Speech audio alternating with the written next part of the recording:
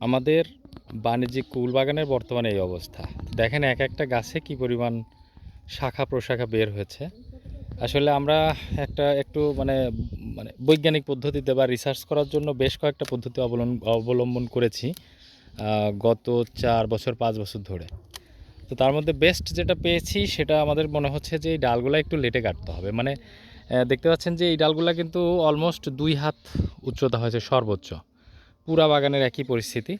তো আমরা একটু লেট করে ডালগুলা কেটেছি যাতে দ্বিতীয়বার প্রুনিং করতে না হয়। এখন শুধুমাত্র যে এক্সেস ডাল আছে, মানে এক একটা গাছে অন্তত 50টা করে ডাল আছে, আমরা এই ডালগুলা সম্পূর্ণ বাছাই করে একটা গাছে সর্বোচ্চ 4টা ডাল রাখবো এবং বাদবাকি ডালগুলা সব কেটে দিব।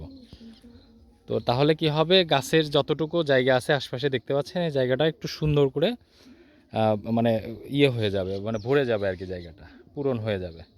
তো এটা হলো মিশ্র বাগান, মানে এখানে 4 ধরনের কুল রয়েছে, আপনারা অনেকেই জানেন। এটা হলো, এই দেখেন এই গাছটাতে 3টা ডাল ফাইনালি রাখা হয়েছে।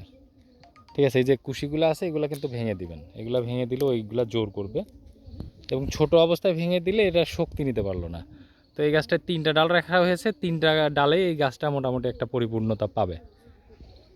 আর অন্যান্য সব এখানে এটা হলো নারকেল কুল, এবং অন্যান্য আছে হলো আপনার বল সুন্দরী, ভারত সুন্দরী, তারপরে আছে আরেকটা হলো এই যে নারকেল কুল তো বললাম, এছাড়াও আপনার আগাম টক মিষ্টি কুলটাও আছে। এবং 12 মাসে একটা নতুন জাত আমরা বাগানের কর্নার দিয়ে অল্প কিছু জায়গা আছে, অল্প কিছু চারা লাগানো হয়েছে, ছোট চারা।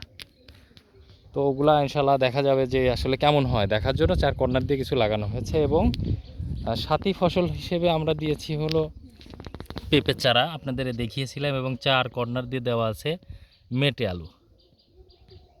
আর হলো যে এখান দিয়ে ওল লাগানো হয়েছে।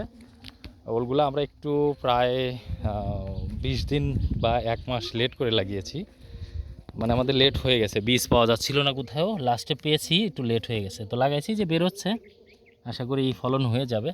আর এখানে আগে যেহেতু এখানে ওল চাষ করেছিলাম, যে এটা একটা মনে হয় ছোটো বীজ পড়েছিল, এই জন্য দেখেন কত বড় হয়ে গেছে। তো এগুলো যদি সঠিক টাইমে লাগানো হতো তাহলে অবশ্যই এরকম বড় হয়ে যেত। আমি ছবি দিয়েছি আমার বাড়ির বা আঙিনা যেগুলো লাগিয়েছি একদম সময় মতো লাগানো হয়েছে, ওইগুলা কিন্তু খুব সুন্দর হয়েছে।